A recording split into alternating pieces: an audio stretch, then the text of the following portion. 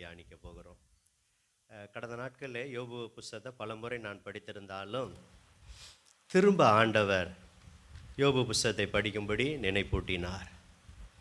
அப்போ யோசித்தேன், நான் வழக்கமாக சில காரியங்கள் படிச்சுட்டே இருக்கிறேன் ஆண்டவரே அப்படின்னு சொல்லும்போது, அப்போ இந்த யோபு புஸ்தகம் மறுபடியும் படிக்க 42 அதிகாரத்தை கடந்த நாட்களில் ஆண்டவர் படிக்க ஆண்டவர் கிருபை கொடுத்தார். அதில் பொறுமையாக இந்த 42 அதிகாரத்தையும் பொறுமையாய் படித்து அதில் அநேக காரியங்கள் ஆண்டவர் எல்லாத்தையும் தியானிக்க இப்போ நேரம் இல்லை.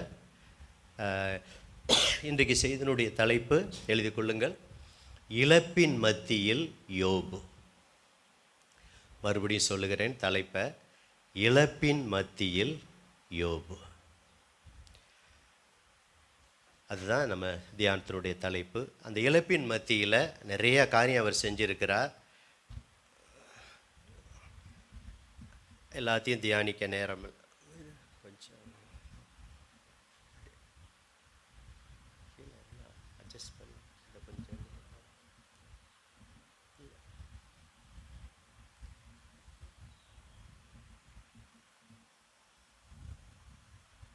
சரி, சீக்கிரம் ஃபாஸ்ட் நல்லா நடக்கணும், நிற்கணும்னு ஜாம் பண்ணிக்கங்க. இந்த ப்ராப்ளம்லாம் வராதுன்னு நின்றுட்டு இருக்கும்போது நான் வந்து உங்கள் மத்தியில் வார்த்தையை கொடுக்க அது மிக புரோஜனமாக இருக்கும். கால் ஸ்ட்ரென்த் ஆகி கொண்டு வருகிறது. இன்னும் நல்ல ஸ்ட்ரென்த் ஆகி நல்ல நிற்க ஆண்டவர் கிருபை கொடுப்பாராக. அப்படி யோபு புத்தகத்தை எடுத்துக்கிறீங்களா? எல்லாரும் யோபு புத்தகத்தை நாம் எடுத்துக்கொள்வோம். தேங்க்யூ.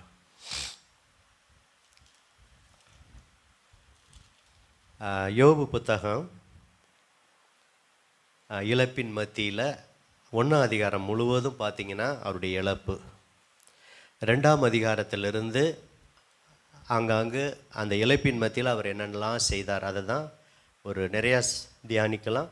ஒரு 5 காரியத்தை தியானிக்க போகிறோம். அதற்கு முன்னாடி இந்த யோபு காரியம் உங்களுக்கு தெரியும் எல்லாருக்கும். ஊஸ் தேசத்தில் மிகப்பெரிய ஒரு கோடீஸ்வரர், மிகப்பெரிய கோடீஸ்வரர், ஒரு பெரிய மனுஷன். அதே நேரத்தில் அவர் உத்தமனும் சன்மார்க்கனும் தேவனுக்கு பயந்து பொல்லாப்புக்கு விலகிற ஒரு மனுஷனாக இருந்தார். அவருக்கு பார்த்திங்கன்னா 7000 ஆடுகள், 3000 ஒட்டகம், 500 ஏர்மாடு, 500 கழுதைகளுமாகிய மிருக ஜீவன்கள் இருந்தது. திரளான பணிவிடைக்காரர் இருந்தார்கள். கிழக்கத்தி புத்திரரில் அந்த மனுஷன் எல்லாரிலும் பெரியவனாக இருந்தார். 7 குமாரர் 3 குமாரத்தி. யோசிச்சு பாருங்கள், நல்ல குடும்பம், மனைவி, 10 பிள்ளைகள், இவ்வளவு மிருக ஜீவன்கள் எல்லாம் இருந்தது. சந்தோஷமாக தான் அவர் இருந்தார். ஒரு நாள் தேவபுத்திரர் கர்த்தருடைய சந்நிதியில் வந்து நின்றபோது சாத்தானும் அவர்கள், இந்த சம்பவம்லாம் உங்களுக்கு தெரியுங்கிறதுனால நான் வாசிக்காமல் சுருக்கமாக சொல்லுகிறேன், அவர்கள் நடுவில் வந்து நின்றான். கர்த்தர் சாத்தானை பார்த்து, நீ எங்கிருந்து வருகிறாயின்னு கேட்டோன்னே அவன் பிரதித்திரமாக, நான் பூமி எங்கும் உலாவி என்ன செய்கிறேன், சுற்றி திரிந்து வருகிறேன். பிசாசுக்கு வேலையே ஊர் சுற்றுற வேலை தான். ஒரு இடத்துல அவன் இருக்க மாட்டான். திடீர்னு சர்ச்சில் வருவான், திடீர்னு வெளியில் இருப்பான், திடீர்னு அங்கே போவான், கலவரத்தை உண்டாக்குவான், கொல்லுவான், அழிப்பான். இப்படி அலையாக விருந்தாளியை போல் அழைச்சி வர மாட்டான். கண்ட டைமில் பாருங்க, அங்கங்கெல்லாம் போய் ஊர் சுற்றுனவன் கடைசியில் எங்கே போய் சுற்றிட்டான், தேவபுத்திர சந்நிதிக்கே போயிட்டான். பார்த்துக்கங்க. அப்போ தான் கேட்குறாரு, எங்கேருந்து வர்ற அப்படின்னு. அப்போ நான் சுற்றி பூமி எங்கும் உலாவி நான் சுற்றி திரிந்து நான் என்ன செய்கிறேன், நான் வர்றேன்னு சொல்லி. அப்போ 8ஆவது வசனம் பாருங்கள். கர்த்தர் சாத்தானை நோக்கி, என் சர்வெண்ட், என் ஊழியக்காரன், என் தாசனாகி யோபின் மேல் கவனம் வைத்தாயோ. இப்போ ஆண்டவர் சாட்சி கொடுக்கிறார். உத்தமனும் சன்மார்க்கனும் தேவனுக்கு பயந்து பொல்லாப்புக்கு விலகருணுமாகி அவனை போல பூமியில் ஒருவனும் இல்லை. அந்த சாட்சியை கவனிச்சிங்களா? இந்த யோபுவை போல் இன்னொருத்தர் இருக்காங்க, ஒரு 10 பேர் இருக்காங்க. யோபுவை போல் ஒரு 5 பேர் இருக்காங்க, ஒரு 100 பேர் இருக்காங்க. அப்போ அன்றைக்கி எவ்வளோ பேர் இருப்பாங்க மக்கள் தொகை? இந்த யோபு சரித்திரம் வேத பண்டிதர் சொல்கிறாங்க, ஆபிரகாம் காலத்துக்கு முன்பாக அவர் வாழ்ந்திருக்கக்கூடும். அந்த நோவா காலத்திலிருந்து ஆபிரகாம் காலத்துக்குள்ளே அவர் வாழ்ந்திருக்கக்கூடும், அல்லது ஆபிரகாம் காலத்திலே இன்னொரு பகுதியில் வாழ்ந்திருக்கக்கூடும் அப்படின்லாம் சொல்கிறாங்க. ஆனால் யோபு புஸ்தகம் இங்கே வச்சுருக்காங்க. இந்த யோபு, சங்கீதம், நீதிமொழிகள், உன்னதப்பட்டு இதெல்லாம் கவிதை புத்தகமாக வந்ததுனால இந்த புத்தகத்தை ஆர்டர் பண்ணதுனால யோபு சரித்திரத்தை இங்கே வச்சுருக்காங்க. ஆக்சுவலாக யோபு புத்தகம் ஆபிரகாம் அங்கே படிக்கிற பார்த்தீங்களா ஆதி ஆமத்தில், அந்த இடத்துல அந்த சரித்திரம் வந்திருக்கணும். நமக்காக அந்த வேத பண்டிதர்கள் இங்கே பிரித்து வச்சுருக்காங்க. அதனால் இவர் இந்த காலம் அப்படின்னு கிடையாது, அவங்களுக்கு பின்னாடி எப்பயோ வாழ்ந்தாருல்ல. ஏன்னா அந்த நாட்களில் தான் இந்த சொத்து சுகமெல்லாம் ஆடு மாடு இதை வச்சு கணக்கிடுவாங்க. குடும்பத்தில் ஆசாரியனாக பலியிடுற காரியமெல்லாம் குடும்ப தலைவன் செய்வாங்க. இப்போ நோவா செஞ்சார், பலியிட்டார், ஆபிரகாம் பலியிட்டார் சென்றடலாம். அப்போ இதெல்லாம் கவனித்து பார்க்கும்போது அவங்க காலத்தில் தான் இந்த யோபு வாழ்ந்திருக்க கூடும். இப்போ இழப்புக்கு மத்தியில், இழப்புக்கு முன்னாடியே இந்த சாட்சியை பெறுகிறார். உத்தமன், சன்மார்க்கன், தேவனுக்கு பயந்து பொல்லாப்புக்கு விலகுறமாகி அவனைப் போல பூமியின் ஒருவனும் இல்லை. இதெல்லாம் கவனிங்க. எல்லாம் ஆசீர்வாதமாக இருக்கும்போது நீங்கள் சொல்லலாம், யோபு என்னங்க இவ்வளோ ஆசீர்வதிச்சார். சாத்தானை தான் சொல்கிறான், கர்த்தருக்கு பிரதித்திரமாக யோபு விருதாகவா தேவனை பயந்து நடக்கிறான், நீ அவனையும் அவன் வீட்டையும் அவனுக்கு உண்டான எல்லாவற்றையும் சுற்றி நீங்கள் வேலி அடைச்சிருக்கீங்க, நல்லா ஆசீர்வச்சிருக்கீங்க, நல்ல மனைவியை கொடுத்துருக்கீங்க, 10 பிள்ளைகளை கொடுத்துருக்கீங்க, அதில் 7 ஆண் குழந்தைகளை கொடுத்துருக்கீங்க, 3 பெண் குழந்தையை கொடுத்துருக்கீங்க. நம்ம படித்த பிரகாரம் 7000 ஆடு. கொஞ்சம் யோசிச்சு பாருங்கள். இன்றைக்கி மெய்ப்பெண் ஆடுகளை குறித்து நல்ல பாடல்களை பாடணும். உங்கள் கற்பனையில் அப்படி பண்ணி பாருங்கள். இந்த புத்தகத்தை படிக்கும்போது அப்படி தான் நினச்சேன். ஒரு 10 ஆடு, 20 ஆடு, 100 ஆடு, 200 ஆடு ஒரு மேய்ப்பெண் ஓட்டும்போது அப்படியே மந்து அப்படியே இருக்குது. இப்போ பாருங்கள், 7000 ஆடுனா கொஞ்சம் உங்கள் மனக்கண்ணில் அந்த கற்பனை படி பாருங்கள். அதுக்கு எத்தனை வேலையாட்கள், திரளான வேலையாட்கள். அடுத்து எத்தனை ஒட்டகம்? 3000 ஒட்டகம். கொஞ்சம் கற்பனை பண்ணி பாருங்கள். இதெல்லாமல் விவசாயம், நிறையா நிலம் இருந்தது. அதனால தான் 500 ஏர்மாடு. ஒரு ஏர்மாடு 2 ஏர்மாடு அல்ல, 500 ஏர்மாடு. அது 500 ஏர்மாடை ஓட்டுறதுக்கு ஆட்கள். அப்பனா வேலையாட்களே ஆயிரக்கணக்கான வேலையாட்கள். திரளான பணிவிடக்காரன்னு சுருக்கமாக சொல்லியாச்சுன்னா, ஆனால் ஆயிரக்கணக்கான சர்வெண்ட்டை அவங்களுக்கு அத்தனை பேர்த்துக்கு சம்பளம் கொடுத்து அந்த விவசாய வேலையை நடப்பித்து, இதெல்லாமல் 500 கழுதை. இப்படி பார்க்கும்போது இவ்வளவு காரியங்களை மெயின்டைன் பண்ணி அவர் இருக்கிறார். அதனால தான் அவர் சேவிக்கிறாரு, அல்லேலூயாங்கிறாரு, ஸ்தோத்திரம் பண்ணுறாரு, கர்த்தரை ஆராதிக்கிறாரு, கை தட்டுறாரு, பாடுறாரு.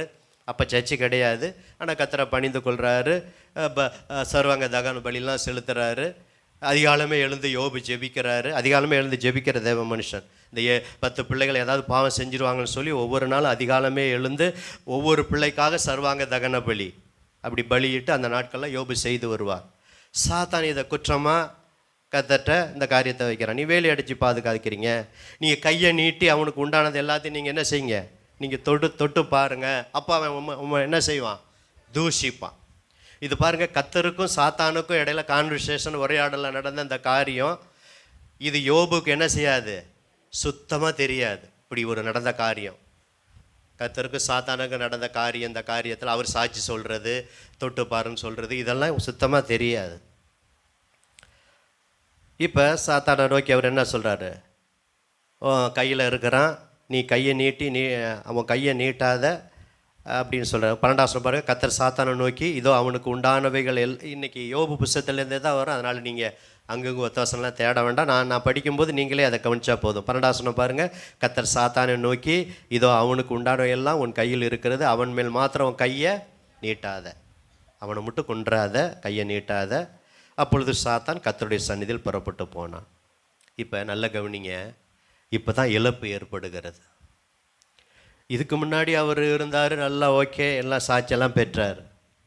இந்த இழப்பை குறித்து நான் சொல்லும்போது முதலாவது அவருக்கு ஃபைனான்ஸ் லாஸ் எழுதி வைத்து கொள்ளுங்கள்.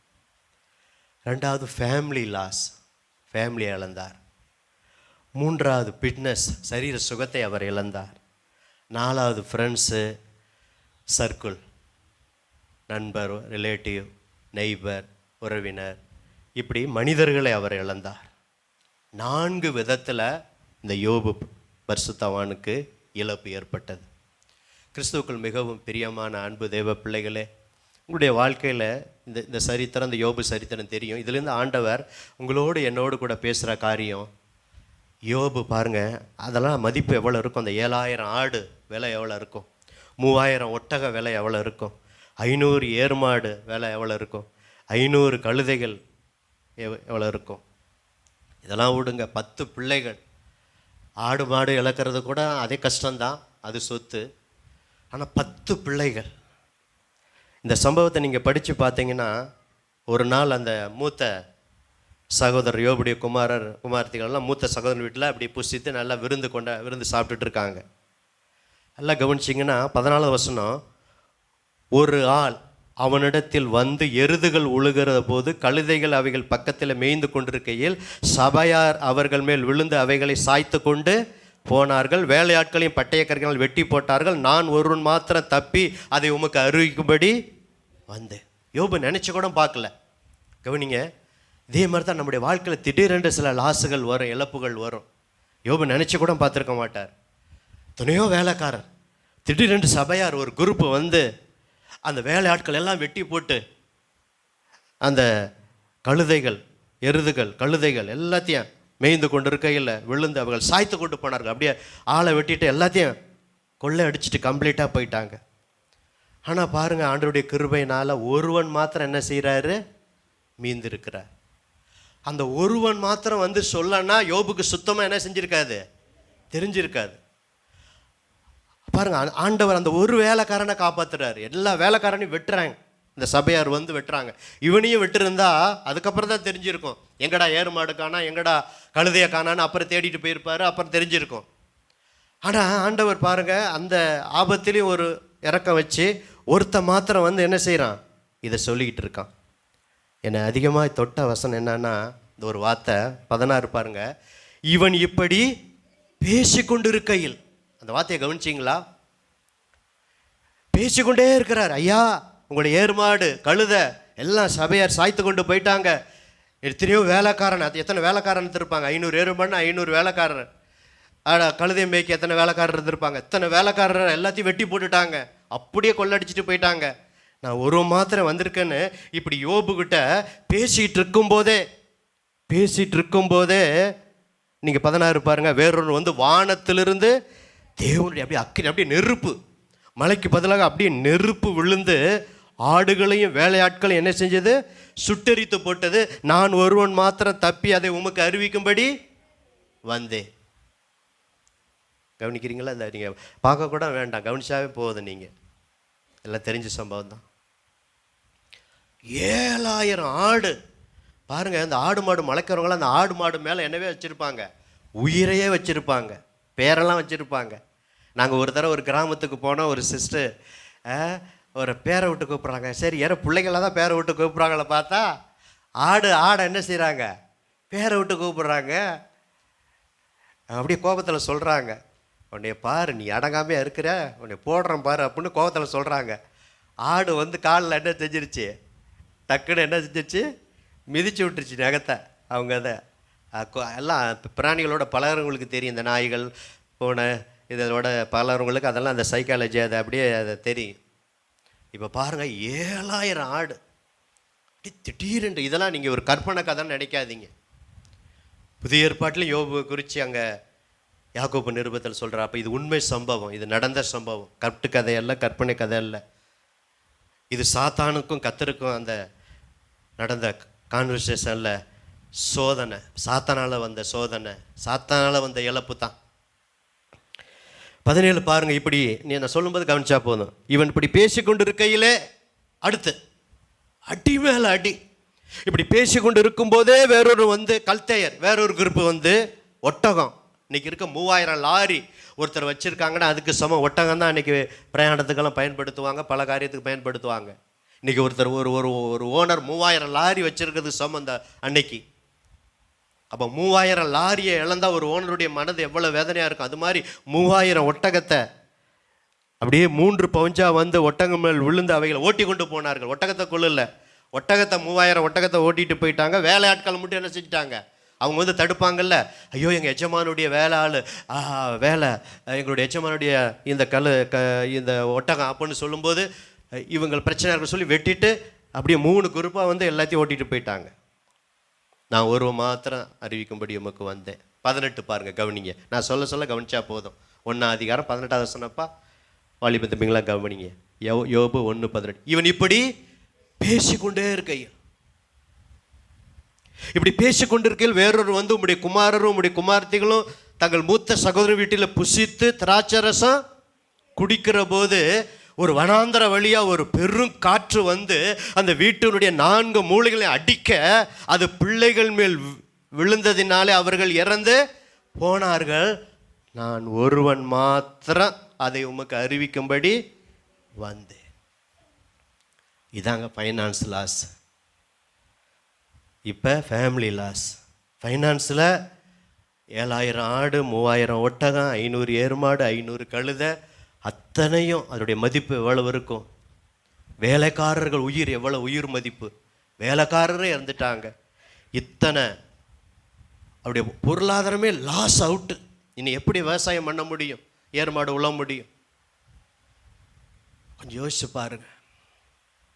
சரி, அதெல்லாம் ஒரு பக்கம் இருக்கும்போது, இப்படி பேசிக்கொண்டு இருக்கும்போதே ஒருத்தர் வந்து இந்த காரியத்தை சொல்லும்போது, இப்போ பிள்ளை செல்வத்திலே மிகப்பெரிய செல்வம் என்ன செல்வம்? பக்கத்தில் கை கொண்டு சொல்லுங்க. குழந்தை செல்வம். அப்படியே முன்பு பின்பு வலது இடதுபுறம். செல்வத்திலே மிகப்பெரிய செல்வம் என்ன செல்வம் சொல்லுங்க? குழந்தை செல்வம். ஏங்க, நீங்களாம் பெற்றோர்களாக இருக்கீங்க. ஒரு குழந்தைக்கு ஒரு சின்ன காய்ச்சல் வந்தாவே பெற்றோருடைய மனசு என்ன செய்யுது? எவ்வளோ துடிக்குது. அதுங்க சுகம் ஆனால் தான் நம்ம மனசு என்ன இருக்குது? நல்லா இருக்கு. இப்போ இங்கே காய்ச்சலோ பிரச்சனை எந்த இதுவும் வரல. ஒரே நாளில் 10 பிள்ளைகளும், இவர்களாம் சின்ன பிள்ளைங்க கிடையாது, ஓரளவு விருந்து சாப்பிட்ற மாரிலாம் நல்லா பெரியவங்க, 7 ஆண்கள் 3 பெண்கள் விருந்து கொடுக்க, ஒவ்வொரு வீட்டில் விருந்து நடக்கும். இந்த சகோதரி மேலே அழைச்சி அவ்வளோ ஐக்கியம் அவங்க 10 பேருக்குள்ள. அப்படி ஒரு வீட்டில் 10 பேர் இருக்கும்போது தான் இந்த நடந்த சம்பவம். இப்போ ஃபேமிலி லாஸ். அடுத்து அப்புறம் ஒரு பாயிண்ட்டாக நான் சொல்கிறேன். ஒரு 5 பாயிண்ட் தான் எனக்கு முக்கியமானது. இப்போ லாஸை மட்டும் சொல்கிறேன், இழப்பு. ஏன்னா இழப்பின் மத்தியில் யோபு, அதான் செய்தி. இப்போ என்ன இழந்தார்? ஃபைனான்ஸ் லாஸ், ஃபேமிலியில் பிள்ளைகள் லாஸ், வேலைக்காரர் எல்லாத்தையும் இழந்துட்டார். இப்போ மறுபடியும் வந்து சாத்தான் கர்த்தருடைய சந்நிதியில் வந்து நிற்கிறான். நீ எங்கிருந்து வருகாயின்னு சொன்னால், அதே மாதிரி தான் பூமி எங்கும் உள்ளாவி நான் சுற்றி திரிந்து வரேன்னு சொல்கிறான் அந்த சாத்தான்.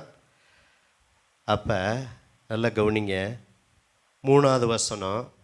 இப்போ தான் முதல் குறிப்பு சொல்கிறேன். 3வது வசனம் ஒருத்தர் வாசிங்க. யோபு 2:3. அப்பொழுது கர்த்தர் சாத்தானை நோக்கி, நீ என் தாசனாகிய யோபு மேல் கவனம் வைத்தாயோ? மறுபடியும் சொல்கிறாரு பாருங்க. உத்தமனும் சன்மார்க்கனும் தேவனுக்கு பயந்து பொல்லாப்புக்கு விலகுமாகிய மனுஷனாகிய அவனை போல பூமியில் ஒருவனும் இல்லை. இதே சாட்சியை 1:8 லாசா இழப்புக்கு முன்னாடி சாட்சி சொல்கிறாரு, என் தாசன்னு சொல்லி. பாருங்க, எல்லாம் இருக்கும்போது கர்த்தரை சேவிக்கிறது, சாட்சியுள்ள ஒரு வாழ்க்கை வாழ்கிறது எல்லாம் ஈஸி. இப்போ எல்லாம் இழந்த பிறகு மறுபடியும் யோபுவை குறித்து ஆண்டவர் என்ன செய்கிறாரு? சாட்சி சொல்கிறதை பார்க்குறோம். அதனால தான் யோபு பக்தன், என் சாட்சி பரலோகத்தில் இருக்கிறது, அந்த உன்னதமானவர் எனக்கு சாட்சி கொடுப்பார் என்று அவர் சொல்லுகிறார். இந்த 2 அதிகாரத்தை கையில் வச்சுட்டு யோபு 16-19 அப்படியே திருப்புங்க. ஒரே புத்தகம் தான், அதனால் நீங்கள் எல்லாருமே திருப்பிடலாம். இன்னைக்கு அங்கங்கே எடுக்க தேவையில்லை. யோவான் 16 யோபு 16-19. இப்போதும் இதோ என் சாட்சி பரலோகத்தில் இருக்கிறது, எனக்கு சாட்சி பகர்கிறவர் உன்னதங்களிலே இருக்கிறார். யோபு 16-19. இப்போதும் என் சாட்சி பரலோகத்தில் இருக்கிறது, எனக்கு சாட்சி பகர்வர் யாரு? உன்னதங்களில் இருக்கிறார். இந்த யோபு புஸ்தகத்தில் பார்த்தீங்கன்னா திரும்ப திரும்ப வருகிற வார்த்தை எல்சடாய்.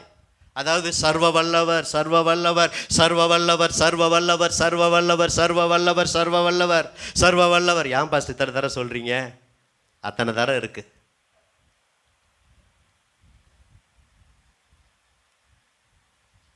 இப்போ உடன் ஊழியர் பரிசு கொடுத்தாரு. இப்போ நான் அடுத்த வாரம் நீங்கள் யோபு புஸ்தகத்தில் எத்தனை சர்வ வல்லவர் இருக்காருன்னு சொல்லி இப்போ படிக்க வேண்டாம்.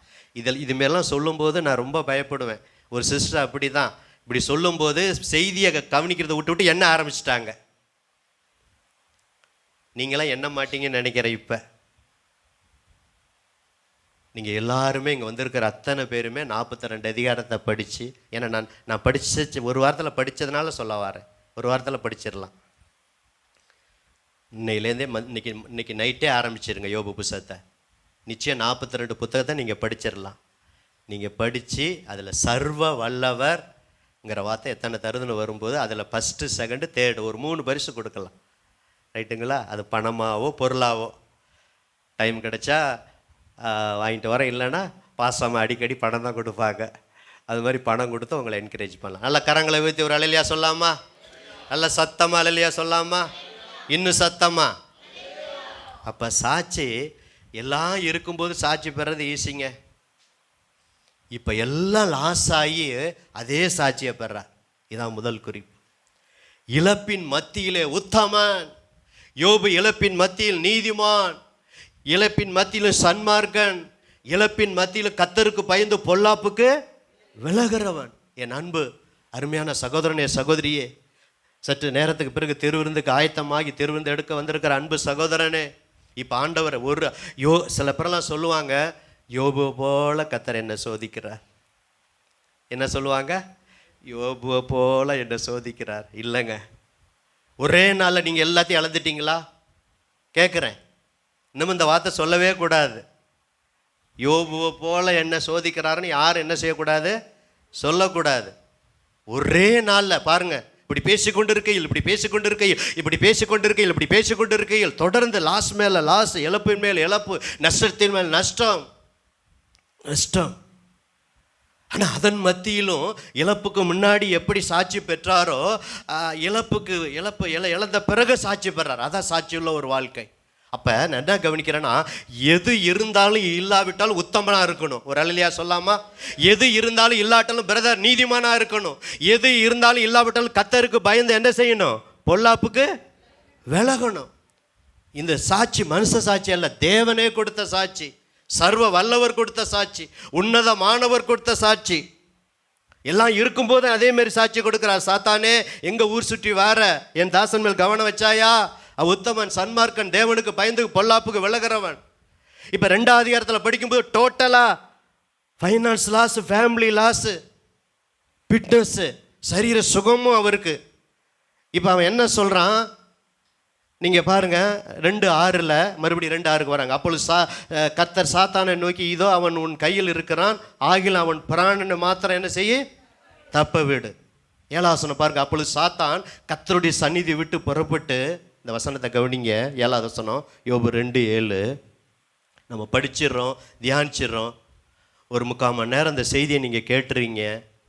ஆனால் இதனுடைய அகோரத்தை என்னால் முடிஞ்ச அளவுக்கு சொல்கிறேன். 7 பாருங்க, யோபு 2:7. அப்பொழுது சாத்தான் கர்த்தருடைய சந்நிதி விட்டு புறப்பட்டு யோபுவின் உள்ளங்கால் தொடங்கி அவன் உச்சந்தலை மட்டும் என்ன பரு? எல்லாம் கவனிக்கிறீங்களா? கொடிய பரு. 8ஆம் வசனம் பாருங்க. அவன் ஒரு ஓட்டை எடுத்து தன்னை சுரண்டி கொண்டு சாம்பலின் மேல் உட்கார்ந்தான். கொஞ்சம் யோசிச்சு பாருங்க கற்பனையில். நான் ஆடு மாடு கற்பனையில் பாருன மாதிரி ஒரு இடம் கூட பார்க்கல. அப்படியே உள்ளங்கால் தொடங்கி உச்சந்தலை வர அப்படியே கொடிய பரு. பாருங்க, ஒரு முகப்பரு வந்தாவே கண்ணாடியில் பார்த்துக்கிட்டு அதை பிதிக்கிக்கிட்டு ஃபேர் அண்ட் லவ்லி போட்டுக்கிட்டு கஷ்டமாக இருக்கல. முகத்தில் ஒரு சின்ன பரு வந்தாவே என்ன செய்கிறான்? அதை இதையும் போட்டு எல்லாம் பண்ணி அதை போனால் தான், அது பழுக்கிறதுக்கு முன்னாடி பிதிக்க எடுத்தால் தான் என்ன இருக்குது, அது கருப்பாகி அது கருப்பை போக்குறதுக்கு இன்னும் அதை எதையும் தடவிக்கிட்டு இருக்கிறோம். சரி, போகட்டும். இப்போ ஒரு இடம் கூட பாக்கிடலைங்க. உள்ளங்கால் தொடங்கி உச்சந்தால வர கொடிய பரு, கொடிய பரு. ஓட்டை எடுத்து சுரண்டுறாருன்னு அந்த அளவுக்கு அரிப்பு தாங்கலை, சரீரத்தில் வேதனை வேதனை. அப்போ ஃபிட்னஸ் லாஸ். இன்னும் சொல்லப்போனால் இந்த துக்கமெல்லாம் பார்க்கும்போது யோபு பக்தன் சொல்லுகிறார், அது கொடிய துக்கம், அது மகா கொடிய துக்கம், என் துக்கம் சொல்லி முடியாதது. அவர் சொல்கிறார், என் துக்கம் என்ன துக்கம்? 2:3 பாருங்களே, 2:3 2:13 வந்து இந்த 3 நண்பர்கள் வந்து மகா கொடிய துக்கம். யோசிச்சு பாருங்க. ஏற்கனவே ஒரு பக்கம் டோட்டலாக ஃபைனான்ஸ் லாஸு, ஃபேமிலி லாஸு இழந்துட்டாரு, 10 பிள்ளைகளை. இப்போ சரீரத்தில் உச்சந்தலை தொடங்கி உள்ளங்கால்லேருந்து உச்சந்தலை வரைக்கும் கொடிய பருவு. இதனால் வெளியிலையும் சரீரத்திலையும் துக்கம், அந்த வேதனை தாங்க முடியல, மனசுக்குள்ளேயும் உள்ளேயும் துக்கம். அவரை பார்க்கும்போது அப்படியே உருகுலைஞ்சு இருக்கிறார் பாருங்க. முகம் ஃபுல்லாக ஒரு அம்மா வந்தாவே அடையாளம் தெரியாது. ஒருத்தர் சிலர்லாம் பார்க்கும்போது சாதாரண சின்னம்மா பெரியம்மா வந்தாவே நமக்கு அடையாளம் தெரியாது, இந்த வடெல்லாம் இருக்கும். இப்போ பார்க்கும்போது அப்படி சரீரத்தில் உருகுலைஞ்சு 3 நண்பர்கள் வராங்க, நல்ல நண்பர்கள். அவங்கள குறித்து அப்புறம் சொல்கிறேன். 3 நல்ல நண்பர்கள் வராங்க, 4வது நண்பர் ஒருத்தர் வராரு, அதெல்லாம் பின்னாடி சொல்கிறேன். இந்த 3 நண்பர்கள் வந்து அவங்க சொல்கிற வார்த்தை மகா கொடிய துக்கம். 6:3 கூட படிங்களே. துக்கத்தை குறித்து பார்க்கும்போது சீக்கிரம் திருப்புங்க. வா, யோபு புத்தகம் தானே, கடகடன் திருப்பிடலாம். 2லேருந்தே கூட படிங்க சிஸ்டர்.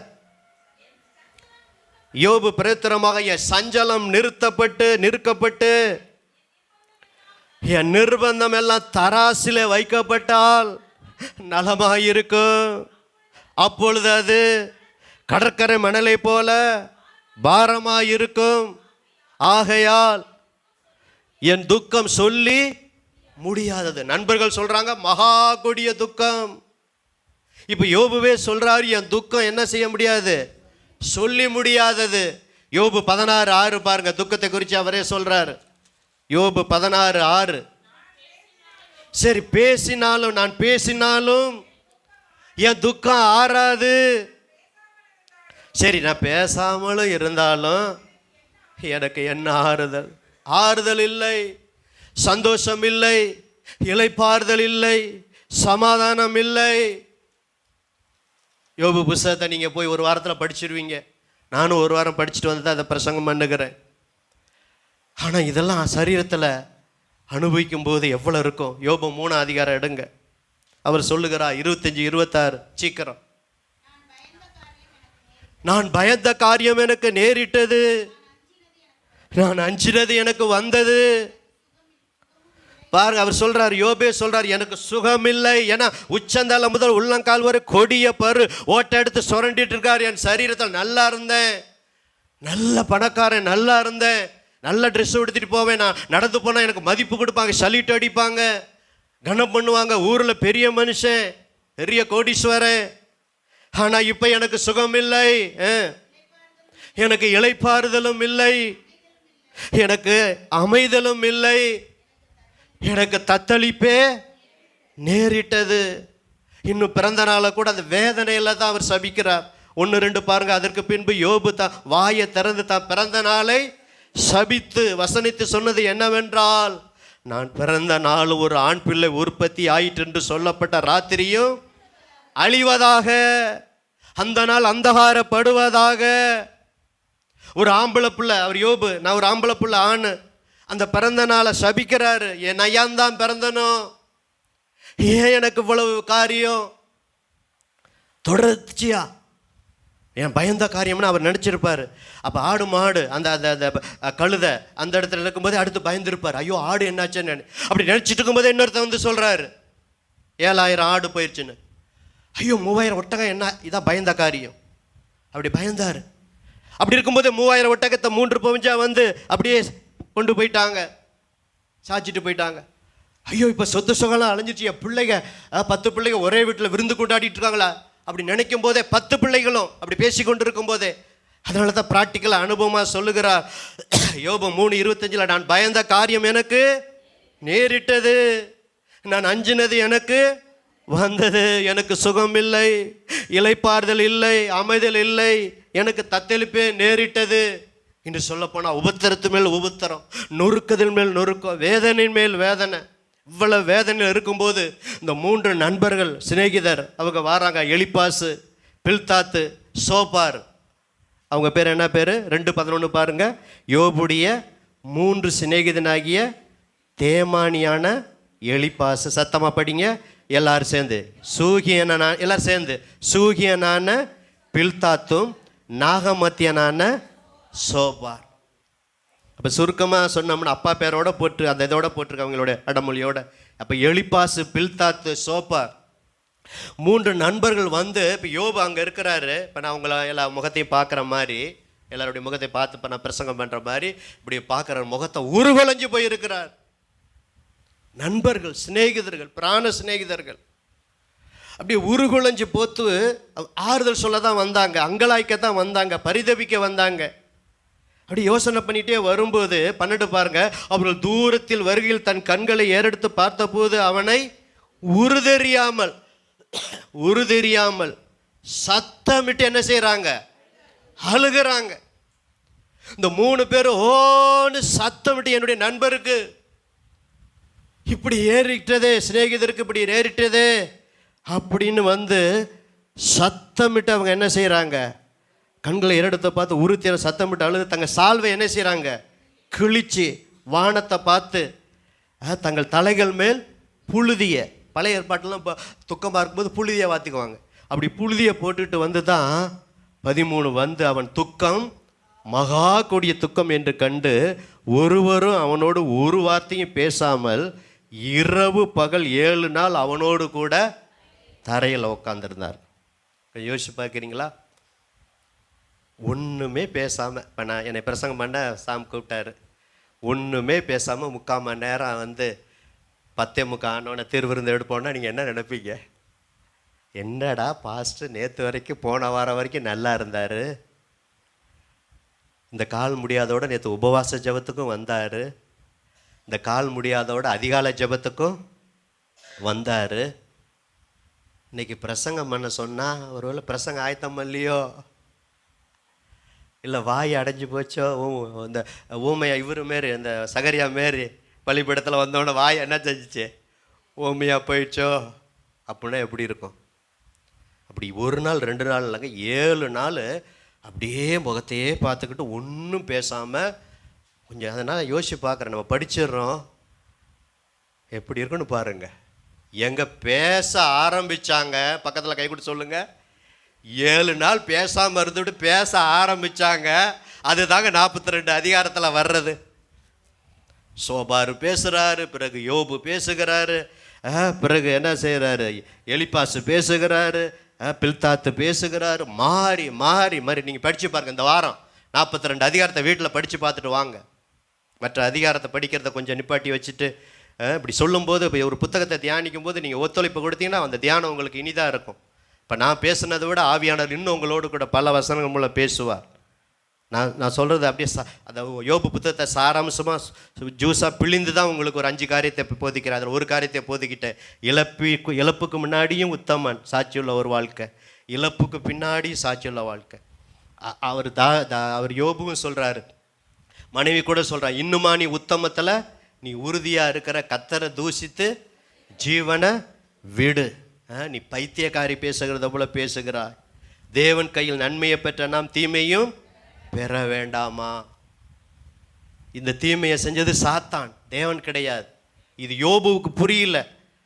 அவங்க 2 பேருக்கு நடந்த கான்வர்சேஷன், யோபு தான் அவர் வேலையை திறந்துட்டார், யோபு சாத்தானை வந்து சோதிக்கிறான், அவளை நஷ்டத்தை உண்டாக்கணும், இழப்பை உண்டாக்கணும், ஒன்றுமே அவருக்கு தெரியல. அதனால் எதாக இருந்தாலும் தேவன் சொல்கிறார். ஆனால் நீங்கள் தெரிஞ்சுக்கொண்டு படிக்கிற நீங்கள், நம்ம ஆண்டவர் தீமை செய்கிறவர்கள, சாத்தான் தான் என்னது? தீமை செய்ய. தேவன் கையில் நன்மையை பெற்ற நாம் தீமையை ஆண்டவர் ஒருபோது செய்ய மாட்டார். தீமையை செய்கிறவன் யார்? சாத்தான். யோபுக்கு அது தெரியாமல் அதை சொல்லிட்டார். சரி போகட்டும். அப்போ யோசிச்சு பாருங்க, அவ்வளவு வெந்த புண்ணில் வேலை பாய்ச்சுற மாதிரி இப்படி இருக்கும்போது, இப்போ 2வது குறிப்பு நான் சொல்கிறேன். இவ்வளவு இழப்பின் மத்தியில் 21, 22 படிங்க சீக்கிரம். அந்த பாயிண்ட்டு தான் ரொம்ப முக்கியம். யோபு 1, 21, 22. 20 வாசிங்க.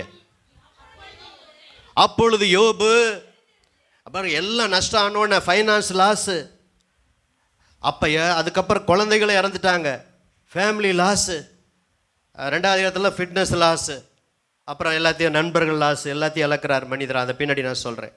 இப்போ 2வது குறிப்புக்கு நான் சொல்கிறேன். அப்பொழுது யோபு எழுந்திருந்த தன் சால்வையை கிழித்து, தலையை அவரே சிரைக்கிறாரு. அதான் துக்கத்துக்கு அடையாளம், தலையை சிரைத்து.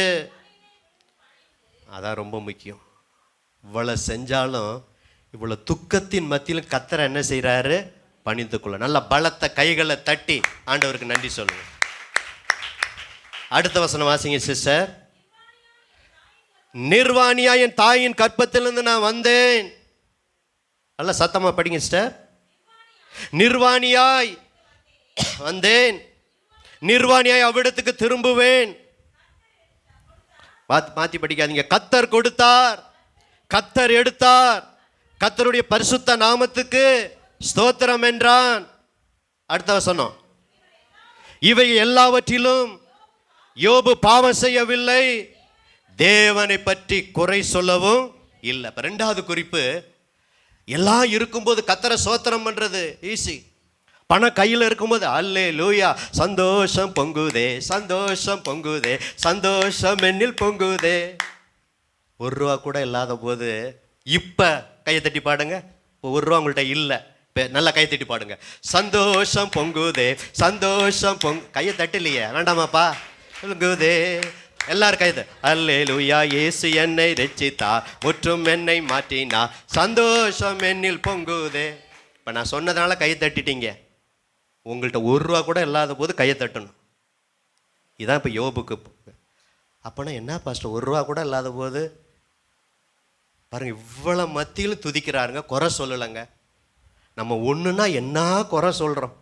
ஆண்டவருக்கு கண்ணு இருக்கா, காது இருக்கா, மூக்கு இருக்கா, வாய் இருக்கா, எல்லாம் இருக்குங்க. அவருக்கு கண்ணு இருக்குது, காது இருக்குது, மூக்கு இருக்குது. விற்கிறது தான் கண்ணு இல்லை, காது இல்லை, வாய் இல்லை, தொண்டையில் சத்தடாது. நம்ம ஆண்டவருக்கு எல்லாமே இருக்குங்க.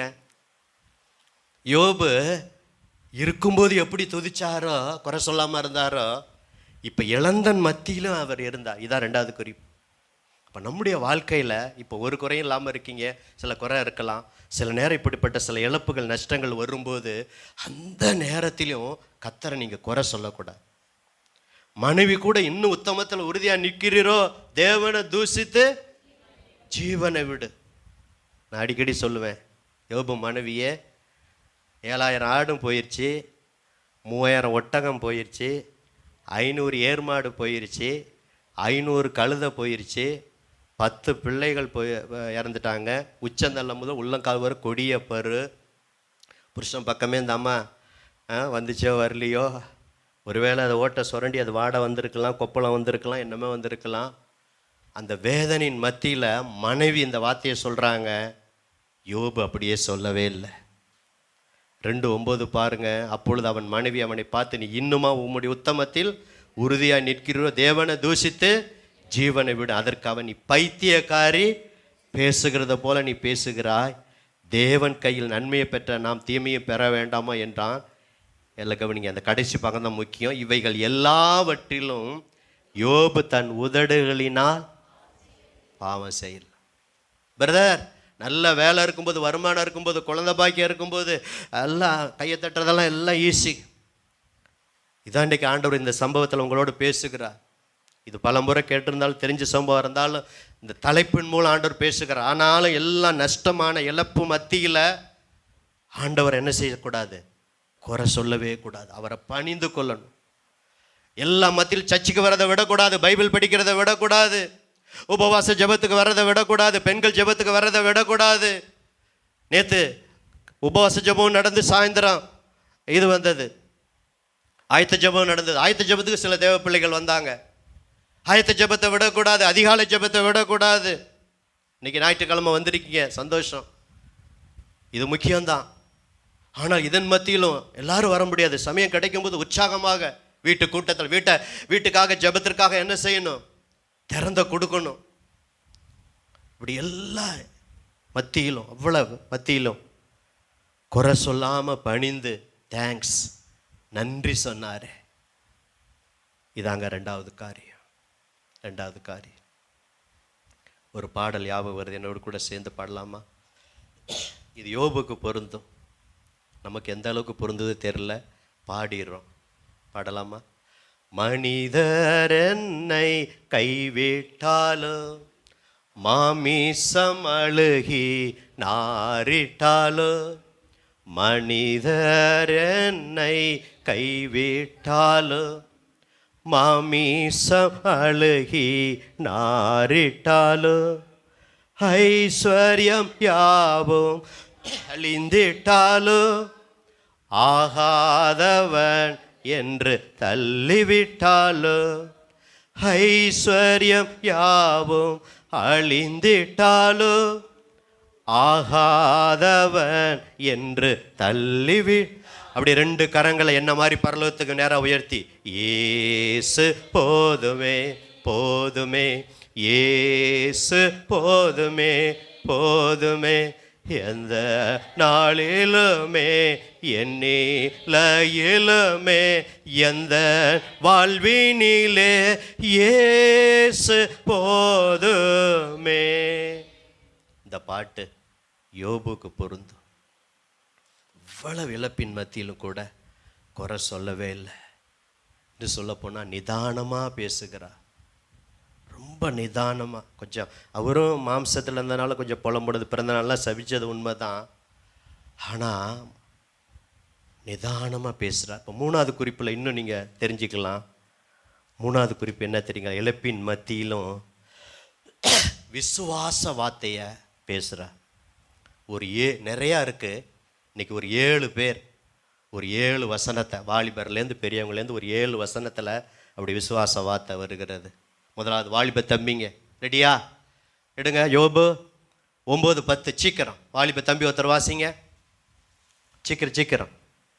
இந்த ஆராய்ந்து முடியாத பெரிய காரியங்களையும் எண்ணி முடியாத அதிசயங்களையும் அவர் செய்கிறார்.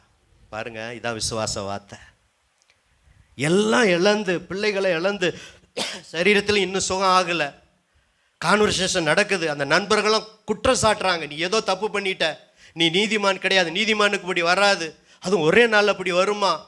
நீங்கள் அதெல்லாம் படித்து பாருங்கள், வீட்டில் போய் படித்து பாருங்கள். எனக்கு எடுக்க நேரம் இல்லை. அதுக்கு தான் இந்த வாரத்தில் போய் யோபு புத்தகத்தை அடுத்த ஞாயிற்றுக்கிழமைக்குள்ளே 42 அதிகாரத்தை படிச்சுட்டு வாங்க. எல்லா கையும் உயரணும். நேரம் இல்லை, எனக்கு கொடுத்த நேரத்தில் கொஞ்சம் தான் நான் போதிக்க முடியும்.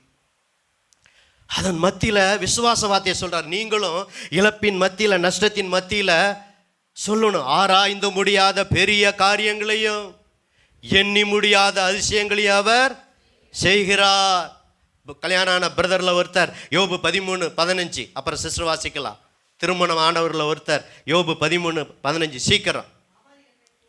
அவர் என்னை கொன்று போட்டாலும் அவர் மேல் நம்பிக்கையாக இருப்பேன், ஆனாலும் என் வழிகளை அவருக்கு முன்பாக ரூபகாரம் பண்ணுவேன். யோபு 13:15. குறிப்பு எடுக்கிறவங்க எழுதி கொள்ளுங்கள், எழுதாதவங்க மனசில் வச்சு கொள்ளுங்கள் 7 வசனத்தை. ஆனால் அது மறந்துடும், அதுக்கு தான் எழுத சொல்கிறோம். அவர் என்னை கொன்று போட்டால், கொன்று போட மாட்டார் ஆண்டவர். சாத்தானே கொல்றதுக்கு அனுமதிக்கல, என் ஆண்டவர் கொன்று போடுவார் அவர் மனுஷனை. ஆனால் அந்த விசுவாச வார்த்தையை பாருங்க. இந்த சாத்ராக் மேஷாக் ஆபேத்நேகோ போல நாங்கள் ஆராதிக்கிற தேவனை எங்களை தப்புவிக்க வல்லவராக இருக்கிற, விடுவித்தாலும் சரி, விடுவிக்காமல் நாங்கள் சூளையிலே செத்து போனாலும் சரி, 7 மடங்கு அக்னியில் பொருசலை மட்டும் எண்ண மாட்டோம், விக்கிரகத்தை நாங்கள் வணங்க மாட்டோம். அதேமாரி தான் யோபுவும். அவர் கொல்ல மாட்டார். அவர் என்னை கொன்று போட்டாலும் நம்பிக்கையை பாருங்க, ஆண்டவர் தான் நான் நம்புவேன். எனக்கு கொடுத்தது 7000 ஆடு, 3000 ஒட்டகம், 500 எருமாடு, 500 கழுத, 10 பிள்ளைகள், மனைவி, எல்லாம் கொடுத்தது அவர் தான். இப்போ எல்லாம் இழந்துட்டேன். அது சாத்தானால தான் இழந்தார். இப்போ இழந்துட்டேன். இப்போ என் சரீரத்திலும் பயங்கர வேதனை. என் உதடு மாத்திரம் கொஞ்சம் தோல் இருக்குது, எலும்பு தோலுமா மாறிட்டார், உருகுலைஞ்சு போயிட்டார். இன்னும் சரீர சுகம் கிடைக்கல. 42 அதிகாரத்தில் தான் சரீர சுகம் கிடைக்குது. ஆனாலும் கொன்று போட்டால் அவர் மேலே நான் என்ன செய்வேன்? நம்பிக்கையாக இருப்பேன். வாலிப பிள்ளைங்க என்ன யாரும் இல்லையா? எல்லாம் போயிட்டாங்க. சரி, கீழே உட்காந்துருக்க சகோதரிமார்களில் ஒருத்த, இங்கே கீழே சேரில் உட்காந்துருக்க வேண்டாம், கீழே உட்காந்துருக்க சகோதரிமார்களில் ஒருத்த யோபு 19:25. பொன்னால் பொறிக்கப்பட வேண்டிய ஒரு வார்த்தை. கல்ல நான் சொல்ற வார்த்தை அப்படியே அதெல்லாம் அப்படியே எருது அப்படின்னு தான் அந்த சொல்லிவிட்டு தான் அந்த வார்த்தையை சொல்றார். யோபு 19:25 வாசிங்க சிஸ்டர். என் மீட்பர் உயிரோடு இருக்கிறார் என்றும். பார்த்துங்க, அவர் கடைசி நாளில், எப்போவே யோபு ஆபிரகாம் காலத்தில் வாழ்ந்தவர், அவர் கடைசி நாளில் பூமி மேல் நிற்பார் என்றும். அன்னைக்கு இப்படி பைபிள் இல்லை, ஜெபம் இல்லை, திருவிருந்தெல்லாம் அன்னைக்கு கிடையாது. அந்த காலத்திலே அவர் சொல்லுகிறார், யோபு என் மீட்பர், அவர் தான் மீட்பர். அப்புறம் தான் இயேசு வந்து மீட்பரா வந்தார். அப்பவே சொல்றார் யோபு, கர்த்தருக்கு ஒரு பெயரை சூட்டுகிறார், அவர் என் மீட்பர், உரிமையோட சொல்றார். அவர் மீட்பர் மாத்திரமல்ல, என் மீட்பர் உயிரோடு இருக்கிறார், அவர் கடைசி நாள் பூமி மேல் நிற்பார் என்று நான் அறிந்திருக்கிறேன். கொப்பளம் உள்ளங்கால் தொடங்கி உச்சங்கால் வர கொடிய பரு கொப்பளம், அந்த கொப்பளம் வெடிச்சு எல்லாம் அப்படியே வேதனையா இருக்கும், புண்ணெல்லாம் நாரி இருக்கும். தோல் முதலானவைகள் அழுகி போன பின்பு நான் என் மாம்சத்திலிருந்து என் தேவனை நோக்கி பார்ப்பேன். பாருங்க எவ்வளவு விசுவாச வார்த்தையை பாருங்க. அவரை நானே பார்ப்பேன், அந்நிய கண்கள் அல்ல, என் கண்களை அவரை காணும். ஒரு வாஞ்சியை பாருங்க. இந்த வாஞ்சியால் என் உள்ளுந்திரியங்கள் எனக்குள் எப்படி இருக்கிறது? சோர்ந்து போகிறது. இந்த வார்த்தைக்காக கரங்களை தட்டி ஆண்டவருக்கு நன்றி செலுத்தலாமா? ஏன் கையை தட்ட சொன்னா, இப்படி தான் பிரச்சனை நேரத்தில், சோதனை நேரத்தில், வியாதி நேரத்தில், கஷ்ட நேரத்தில், கண்ணீர் நேரத்தில் நீங்கள் சொல்லணும், என் மீட்பர் என்ன செய்கிறாரு? உயிரோடு இருக்கிறா, உயிரோடு இருக்கிறா, உயிரோடு இருக்கிறா. அப்படி சொல்லணுங்க. இதாங்க விசுவாச வார்த்தை. இப்போ சேரில் உட்காந்துருக்க சகோதரி யாராவது ஒருத்தர் வாசிக்கலாம். வாசிக்கிறீங்களே வாசிக்கிறீங்க. நான் ரொம்ப நாளாக பார்க்குறேன், வருஷ கணக்கில் சிலர்லாம் படிக்கிறதே இல்லை. கண்ணு தெரியலன்னா என்ன மாதிரி கண்ணாடி போட்டுக்கங்க, வெக்கப்படாதீங்க கண்ணாடிலாம் போட. ஆரம்பத்தில் எனக்கு அப்படி தான் கண்ணாடி போட கொஞ்சம் வெக்கமாக இருந்துச்சு, இப்போ பழகிருச்சு. அப்படியே குத்து மதிப்பெல்லாம் படிக்கக்கூடாது. கண்ணாடி தெரியலன்னா கண்ணாடி செக் பண்ணிவிட்டு, என்ன 40 வயசு ஆச்சுன்னா சில பேர்த்துக்கு நல்ல கண் பார்வை கொடுத்துருக்காரு, ஆண்டவருக்கு சோத்திரம். சிலர்லாம் கண்ணாடி போடாமே படிக்கிறீங்க. கண்ணாடி தெரியலன்னா கண்ணாடி போட்டு வாங்க. ஒரு வாரம் அப்படி இருக்கும், 2 வாரம் அப்படி இருக்கும். இதுக்கு வெக்கப்பட்டுட்டு வீட்டில் வச்சுட்டு என்ன செஞ்சிடக்கூடாது, வரக்கூடாது. சின்ன எழுத்து தெரியலல்ல, ஸ்தோத்திரம். சிஸ்டருங்க வாசிங்க. இந்த வருஷத்தில் வாசிக்காதவங்க ஒருத்த வாசிங்க. எப்படிலாம் சொல்லி அவங்க வாசிக்க வைக்க வேண்டியது இருக்குது பாருங்க. என்ன வசனம் சொல்லலையா? யோபு 23:10 எல்லாரும் எடுத்துக்கங்க. ஆனால் ஒருத்தர் வாசிங்க.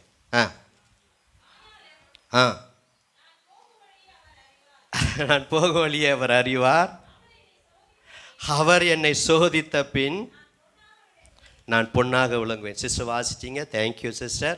நான் சொன்னது வாசிக்காதவங்க, இந்த வருஷத்தில் ஜனவரிலேருந்து வாசிக்காதவங்க ஒருத்த வாசிங்க. சிஸ்டர் வாசிச்சாங்க, பானுமி சிஸ்டர், நன்றி, தேங்க்யூ. இப்போ யார் வாசிக்கிறா?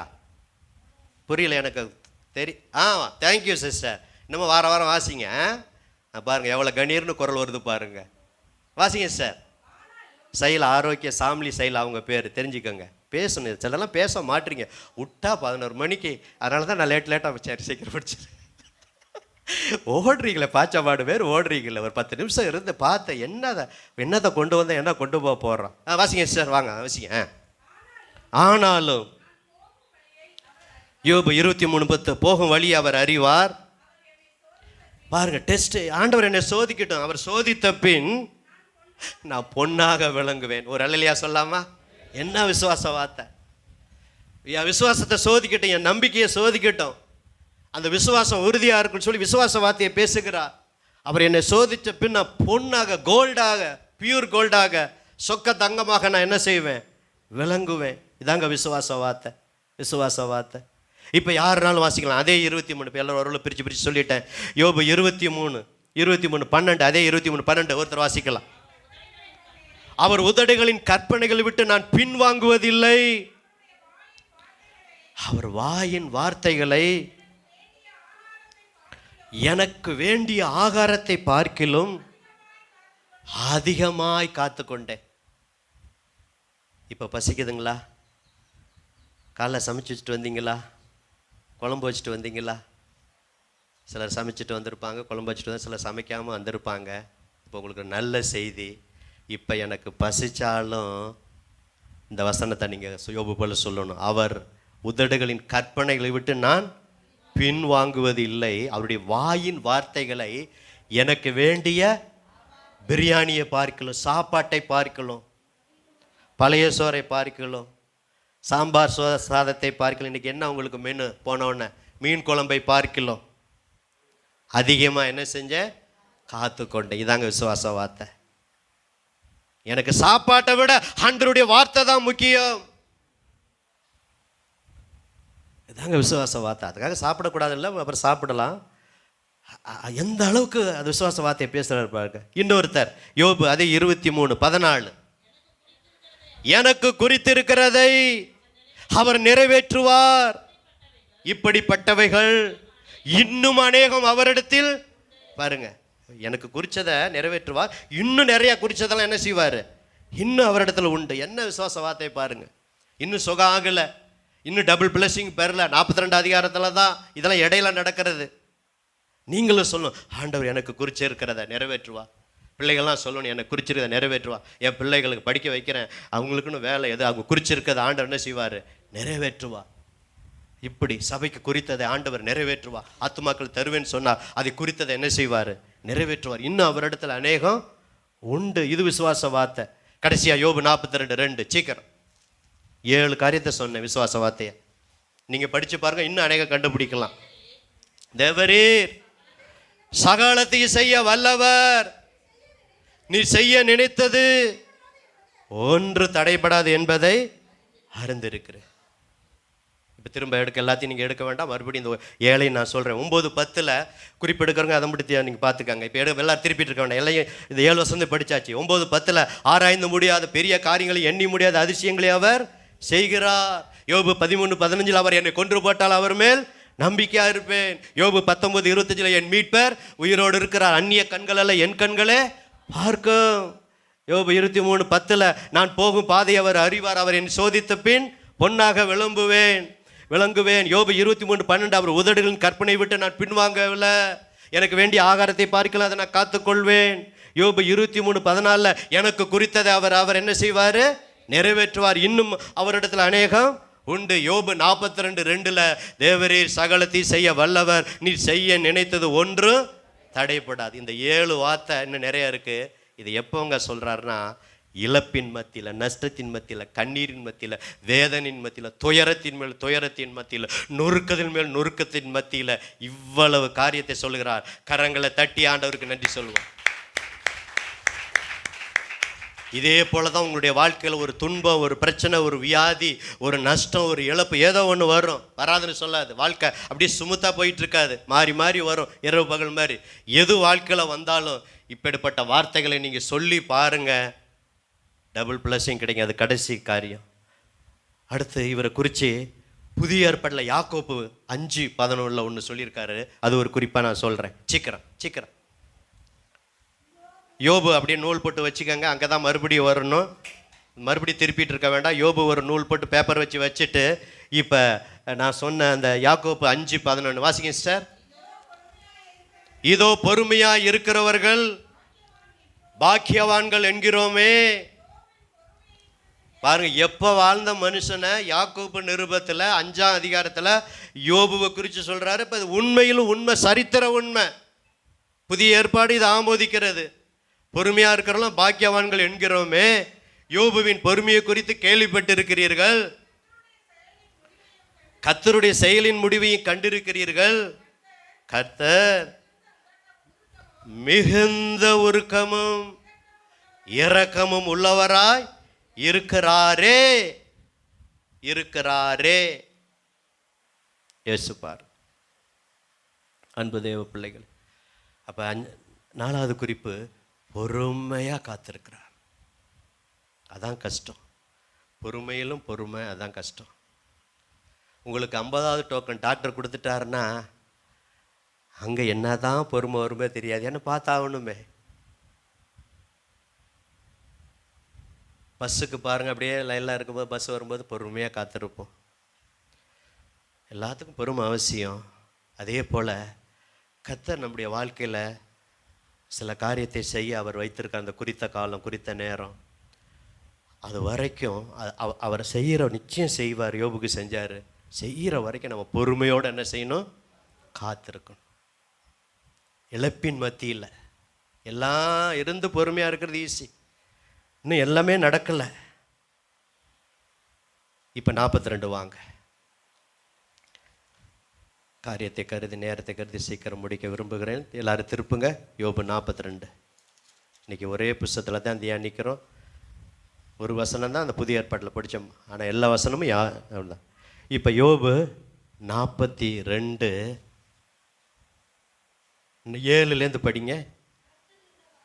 கர்த்தர் இந்த வார்த்தைகளை யோபோட பேசின பின் கர்த்தர் தேமானியான எலிப்பாசை நோக்கி, உன்மேலும் ஒரு 2 சிநேகிதர் மேலும் எனக்கு கோபம் மூழுகிறது.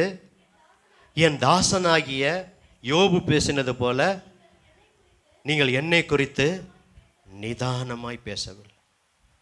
அதுக்கு தான் அவங்களை வீட்டில் போய் படிக்க சொல்கிறேன். நிதான கட்டு. சில நல்ல வார்த்தைகள்லாம் அவங்க சொல்கிறாங்க, வாக்கு தத்தங்கள்லாம். நான் 42 தேதி இந்த வாரத்தில் நல்லா பொறுமையாக படித்தேன். மாறி மாறி எலிப்பாசு சோப்பார் இவங்க பார்த்தீங்கன்னா திரும்ப திரும்ப பின்னாடி எழுகு 4வது ஆளும் வந்துட்டார். அவரும் கொஞ்சம் நல்லதை சொல்கிறாரு. அப்புறம் அந்த 3 சிநேகிதர் அவரும் கடிந்து கொள்கிறாரு.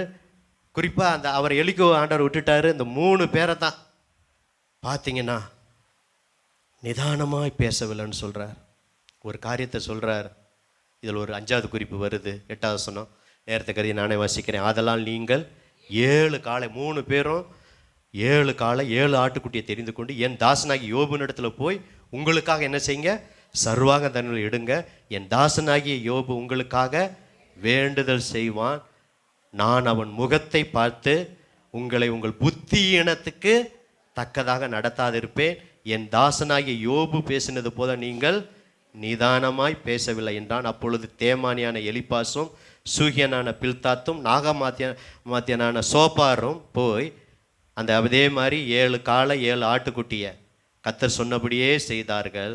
அப்பொழுது கர்த்தர் யோபுவின் முகத்தை பார்த்தார். கவனிக்கிறீங்களா? கடைசி குறிப்பு. இழப்பின் மத்தியிலும் ஊழியம் செய்தார். என்ன ஊழியம்? அன்னைக்கு 7-10 பிள்ளைகள் தவறி இருக்குன்னு சொல்லி சர்வாங்க தகன பலியில் அதிகாலமே எழுந்து ஜெபித்தார். எல்லாம் இருக்கும்போதும் ஜெபம் பண்ணா. இழப்பின் மத்தியில் அந்த ஜெப ஊழியத்தை என்ன செஞ்சார்? செய்தார். நண்பர்களுக்காக. இந்த நண்பர்களாம் என்னை விரோதமாக பேசுனாங்களே, இவங்களுக்காக நான் போய் ஜெபம் பண்ணுறதா அப்படிலாம் நினைக்கல. அப்போ கர்த்தர் சொல்கிறார், உன் முகத்தை பார்த்து தான் நீ தான் நிதானமாக பேசுன. உன் 3 நண்பர் நிதானமாக பேசலை. இந்த சர்வாங்க தகன பலியெலாம் அந்த அன்னைக்கு ஆசாரியனாக இருந்து இந்த ஊழியத்தை செஞ்சார் யோபு. அதனால தான் கடைசி குறிப்பு ஊழியம் செய்தார். அன்றைக்கி 10 பிள்ளைகளுக்காக சர்வாங்க தகன பலி ஜெபம் பண்ணுற ஊழியத்தை செய்தார் அதிகாலமே எழுந்து. இப்போ நண்பர்களுக்காக அந்த ஊழியத்தை செய்கிறார். 10 பாருங்க. யோபு தன் எல்லாரும் சேர்ந்து படிக்கலாமா? யோபு தன் சிநேகிதருக்காக வேண்டல் செய்த போது கர்த்தர் அவன் சிறையிருப்பை மாற்றினார். சத்தமா, யோபுக்கு முன்னிருந்த எல்லாவற்றை பார்க்கலாம் 2 அத்தனையாய் கர்த்தர் அவனுக்கு தந்தளினார். அப்படி கடைசி வரைக்கும் படிச்சிடலாமா?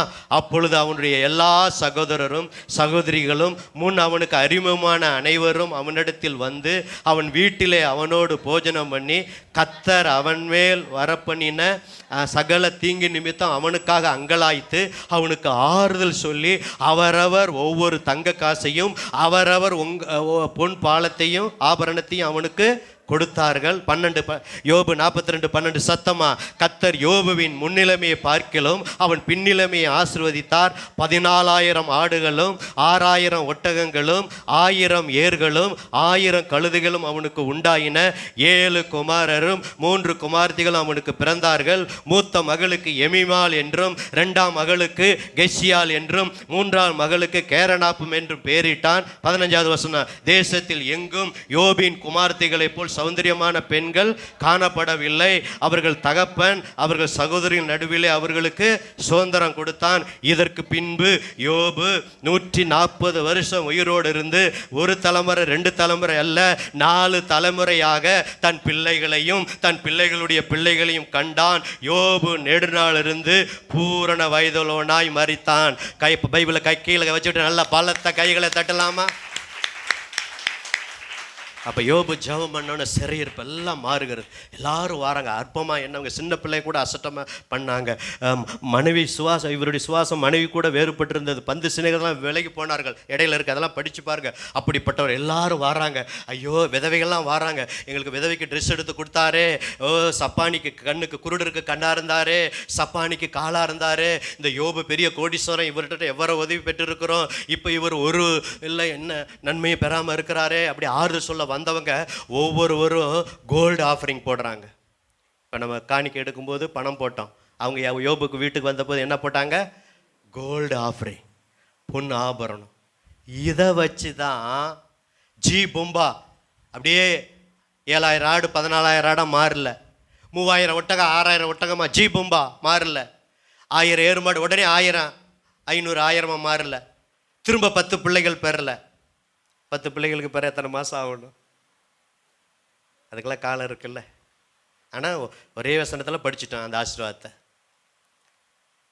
கத்தரை தூசித்து ஜீவனை விடுன்னு அன்னைக்கு விட்டுருதா இந்த அம்மா யாரோட குடும்பம் நடத்தியிருக்கோம்? திரும்ப 10 பிள்ளைகளை எப்படி பெற்றெடுக்கும்? அதேமாரி சொல்லி வச்ச மாதிரியே 7 ஆண் குழந்தை, திரும்ப 3 பெண். நான் சொல்லுவேன், யோபுக்கு அந்த 10 பிள்ளைகளும் பரலோகத்தில் இருப்பாங்க. இந்த பிள்ளைங்க 20 பிள்ளைகள் ஆண்டவர் கொடுத்தார். அவங்களும் உயிரோட தான் இருக்காங்க. இருந்தாலும் இங்கேயும் 10 பிள்ளை பாருங்க. அந்த அந்த 3 பெண் பிள்ளைகள் அவ்வளோ அழகாக இருந்தாங்களே தேசத்தில். இதற்கு பின்பு யோபு 140 வருஷம் உயிரோடு இருந்து, ஒரு தலைமுறை 2 தலைமுறையில். அப்போ அந்த உச்சந்தாள் உள்ள கால் வர இந்த நாகமான் குஷ்டரோகம் நீங்கினது மாதிரி நான் நினைக்கிறேன் யோபுக்கு அந்த அறிகுறியே என்ன செய்யாமல் இருக்கும்? அந்த வியாதி வந்ததுக்கு அறிகுறியே இல்லாமல் இருந்திருக்கும். ஆண்டவர் அற்புதம் செய்ய முடியுமா? முடியாதா? முடியும். அந்த தங்க காசு கொடுத்தாங்க பார்த்தீங்களா? ஒவ்வொருத்தரும் வந்து மொய் போடுற மாதிரி, இப்படி சிறுதுளி பெருவெளி மாதிரி ஆறுதல் சொல்லி ஒவ்வொரு தங்க காயின் காசை கொடுத்தாங்க, பொண்ணு ஆபரணம். அதை வச்சு தான் மறுபடியும் 14,000 ஆடு, 6,000 ஒட்டகம், 1000 ஏறுமாடு, 1000 கழுதை வாங்கினாங்க. திரும்ப அதே மனைவி. ஆனால் என்ன, யோபு மனைவியை பாராட்டணுன்னா தூசித்த ஜீவனை விடுனான்னு சொல்லி பிரிஞ்சு போகலை, டிவோர்ஸ் போகலை. உன்னோட வாழ்ந்த என்னையா பிரயோஜனம்னு தற்கொலையும் பண்ணிக்கல. யோபு மனைவி உயிரோடு இருந்ததுனால தான் மறுபடியும் என்ன செஞ்சார்? குடும்பம் நடத்தி திரும்ப 10 பிள்ளைகளை பெற்றெடுத்து பேர பிள்ளையெல்லாம் பார்த்து 4 தலைமுறைனா எத்தனை பேர பிள்ளைய பார்த்துருப்பேன். அதெல்லாம் விளக்கமாக போடல. நல்ல தீர்க்காயுசை கொடுத்து எல்லாவற்றிலும் வாழ்ந்து வேத பண்டிதர் சொல்கிறாங்க, ஏறக்குறைய பல மாதங்கள் பைபிளில் போடல இந்த பிரச்சனையில் கடந்திருக்கும். இந்த சோதனை வந்த பிறகு இழப்பு ஆசீர்வாதம் பெற பல மாதங்கள் ஆகியிருக்கலாம். சிலர்லாம் 6 மாதங்கிறாங்க, பைபிள் ஆதாரம் இல்லை. ஆனால் அவ்வளோ மத்தியில் எல்லாத்தையும் டபுள் ப்ளஸ்ஸையும் கொடுத்தார். இப்போ நல்ல செய்தியோடு இந்த செய்தியை நான் நிறைவு செய்ய விரும்புகிறேன். அப்போ உங்களுடைய வாழ்க்கையில், என்னுடைய வாழ்க்கையில் இது மாதிரி யோபு மாதிரி இல்லாட்டலாம் ஏதோ ஒரு துக்கம், ஏதோ ஒரு பிரச்சனை, ஏதோ ஒரு கண்ணீர், ஏதோ ஒரு வேதனை, ஏதோ ஒரு இழப்பு, ஏதோ ஒரு நஷ்டம் வந்தாலும் நீங்கள் என்ன செய்யணும்னா அந்த 5 காரியத்தை செய்யணும். இந்த 5 காரியத்தை சொல்லி இந்த செய்தியை நிறைவு செய்யலாமா? முதலாவது, யோபு என்ன செஞ்சார்? அப்போவும் உத்தமமாக இருந்தார், நீதிமானாக இருந்தார். இழப்பு நஷ்டம் ஆன பிறகு என்ன வந்தார்? நீதிமானா உத்தமனாக இருந்தார். இதான் முதல் குறிப்பு. டபுள் பிளஸிங் பெற இதான் முதல் குறிப்பு. ஒரு அலையிலையா சொல்லாமா? ஆமாம். 2வது, பார்த்தே சொல்லுங்கள், பார்க்காமே சொல்லுங்கள். 2வது என்னது? இவ்வளவு மத்தியில் கூட குறை சொல்லலை, பணிந்து கொள்கிறாரு, தேங்க்ஸ் சொல்கிறாரு, ஸ்தோத்திரம் பண்ணுறாரு, நிதானமாக பேசுகிறாரு. இதுதான் டபுள் பிளஸிங் பெற 2வது காரியம். கரங்களை தட்டி ஆண்டவருக்கு நன்றி செலுத்தலாம். இதேமாரி நாமளும் செய்யணும் இழப்பின் மத்தியில். 3வது என்ன செஞ்சார்? விசுவாச வார்த்தையை பேசினார். 7 காரியம் சொன்னேன், இப்போ சொல்ல நேரம் இல்லை. விசுவாச வார்த்தையை நீங்கள் இந்த மட்டும் பைபிளில் பல வசனம் இருக்குது. நான் நல்லா இருப்பேன், என் குடும்பம் நல்லா இருக்கும், என் பிள்ளைகளுக்கு திருமணம் நடக்கும், வேலை கிடைக்கும், வியாதியை மாற்றுவார் சொல்லணும். எங்கள் பாசை எழுந்துச்சு நடப்பார். இப்படியே கடைசி வரைக்கும் வருஷம் டிசம்பர் 31 வரைக்கும் இப்படியே வாக்கரில் வரமாட்டார் சொல்லணும். உங்கள் ஜபத்தில், தனி ஜபத்தில் நடப்பார். கல்யாணத்துக்கு பொண்ணெல்லாம் பார்த்தோம், இந்த வருஷம் தடைப்பட்டு போச்சு, ஆனாலும் பொண்ணு பார்க்க ஆரம்பிச்சிட்டோம், சாமிக்கு திருமணம் நடக்கும், ஸ்தோத்திரம் இப்படிலாம் சொல்லணும். எங்கள் வீட்டுக்காரர் வருவார், இன்றைக்கி வராமல் இருக்கலாம், குடும்பமாக வருவார், குடும்பமாக வருவார். நாங்கள் ஞாயிற்றுக்கிழமை விசுவாசியாக அல்ல, எல்லா கூட்டத்திலும் என்ன செய்வோம்? நாங்கள் கலந்து கொள்வோம். தவிர்க்க முடியாத காரணம் சொல்லிடுவோம். இப்படிலாம் ஒரு தீர்மானத்தை எடுங்க. இப்போ 3 வாரம், இப்போ அடுத்த வாரத்துலேருந்து ஒரு 3 வாரம் ஒரு 1/2 மணி நேரம் கொஞ்சம் தியாகம் தான் பண்ணணும். தியாகம் பண்ணி 1/2 மணி நேரம் இருந்துட்டு போவோம். அப்புறம் ஒரு 3 மாதத்துக்கு பிறகு தான் 3 பேரை கொடுக்கணும். முடிஞ்ச பிறகு ஒரு 20 பேராவது கொடுக்கணும். நீங்கள் இப்போ கணவன் மனைவியாக கொடுக்கணும். இப்படிலாம் தீர்மானம் எடுங்க. அடுத்த 4வது இங்கே போகுது. சரி, 4வது காரியம் அதான் கஷ்டம். பொறுமையாக 8 to இந்த 11 வரைக்கும் பொறுமையாக இருக்கணும். ஸ்தோத்திரம், அல்லேலூயா. எல்லாத்துக்கும் பொறுமையாக இருக்கணும். நிச்சயம் கிடைக்கும். நிச்சயம் மாறும், சூழ்நிலை மாறும். உங்களுக்குன்னு குறிக்கிறத நிறைவேற்றுவார். சகலத்தையும் செய்ய வல்லவர். அவர் சர்வ வல்லவர். யோபு புஸ்தகத்தில் எண்ணிட்டு வாங்க, அடுத்த வாரம் எத்தனை தடவை வருதுன்னு. நான் எண்ணி வச்சுட்டேன். கொஞ்சம் முன்ன பின்ன வரலாம் உங்கள் எண்ணிக்கை, என்ன எண்ணிக்கையும். கடைசியாக என்னது இருந்தார்? ஊழியம் செஞ்சார். ஜெபம் ஊழியம் செஞ்சார். ஆசாரியன் ஊழியத்தை செய்தார். நாமளும் இந்த ஊழியத்தை எவ்வளோ நஷ்டம் இழப்பு வந்தாலும் இந்த ஊழியத்தை என்ன செய்யணும்? கடைசி வர துதிக்கிற ஊழியம், ஜெபிக்கிற ஊழியம், ஆத்ம ஆதாயம் செய்கிற ஊழியத்தை நம்ம செய்யணும். அப்படியே எல்லாரும் எழுந்து நிற்கலாமா? அப்படியே எல்லாரும் எழுந்து நில்லுங்க.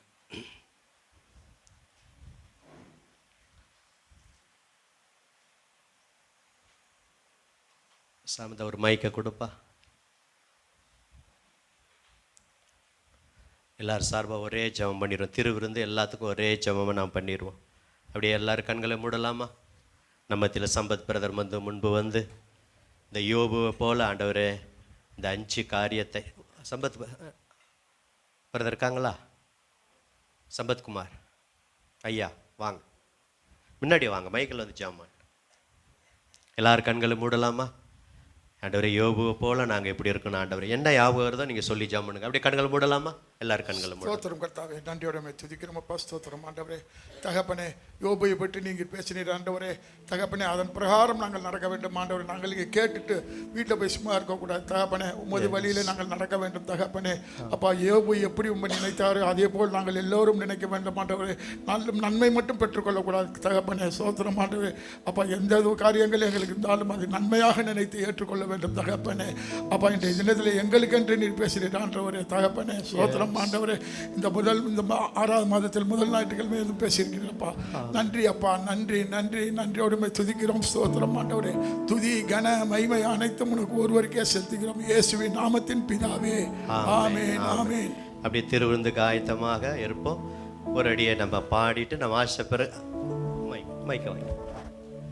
அப்புறம் நீங்கள் நான் திருவந்து எப்படி எடுக்குன்னு நான் சொல்கிறேன். ஓகே, பாஸ்டம்மா வந்து முன்பு வந்து உதவி செய்வாங்க. எல்லாருக்கும் மனப்பாடமாக தெரிஞ்ச பாட்டை இன்றைக்கி பாடுவோம். எனக்காய் ஜீவன் விட்டவர், என்னோடு இருக்க எழுந்தவர், என்ன என்றும் வழி நடத்துவார். முடிஞ்சாத போடுப்பா. எனக்காய் ஜீவன் விட்டவர். அந்த பாடலை பாடி திருவிந்து எடுக்கலாம். Thank you Jesus. எனக்காய் ஜீவன் விட்டவரே, என்னோடு இருக்க எழுந்தவரே, எனக்காய் ஜீவன் விட்டவரே, என்னோடு இருக்க எழுந்தவரே, என்னை என்று வழி நடத்துவாரே, என்னை சந்திக்க வந்திடுவாரே, என்னை என்றும் வழி நடத்துவாரே, என்னை சந்திக்க வந்திடுவார். அப்படியே கரங்களை உயர்த்தி, இயேசு போதுமே போதுமே, இயேசு போதுமே போதுமே, எந்த நாளிலும் என் நீலையிலுமே, எந்த வாழ்வினிலே இயேசு போதுமே. மனித என்னை கைவிட்டாலும், மாமிசம் அழுகி நாரிட்டாலும், மனித என்னை கைவிட்டாலும், மாமிசம் அழுகி நாரிட்டாலும், ஐஸ்வர்யம் யாவும் அழிந்திட்டாலும், ஆகாதவன் என்று தள்ளிவிட்டாலும், ஐஸ்வர்யம் அழிந்திட்டாலும், ஆகாதவன் என்று தள்ளி. அப்படியே 2 கரங்களை உயர்த்தி, இயேசு போதுமே போதுமே, இயேசு போதுமே போதுமே, எந்த நாளிலுமே என் நீலையிலுமே, எந்த வாழ்வின்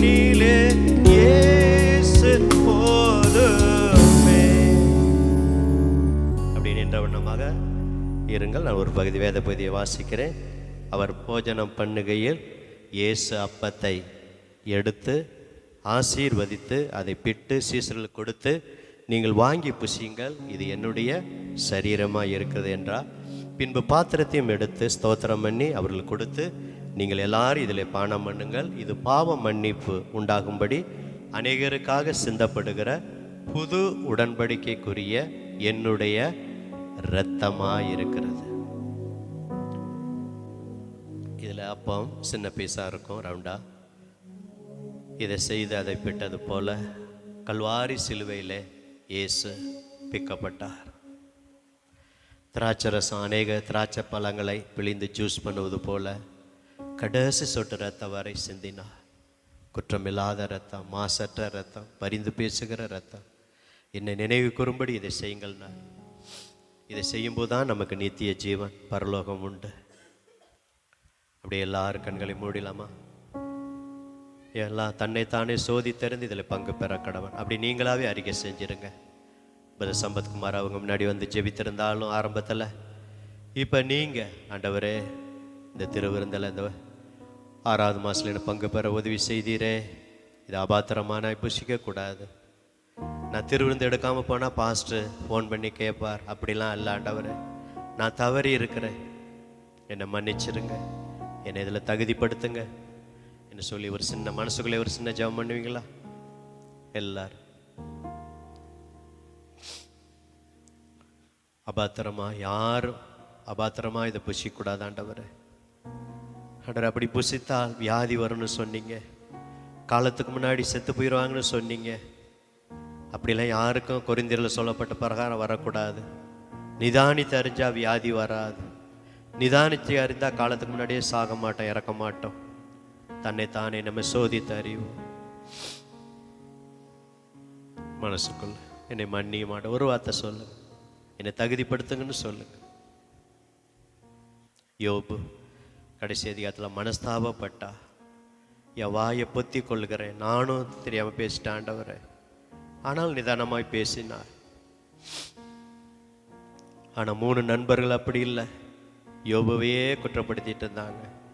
அதனால தான் யோபு போல நிதானமாய் பேசவில்லை.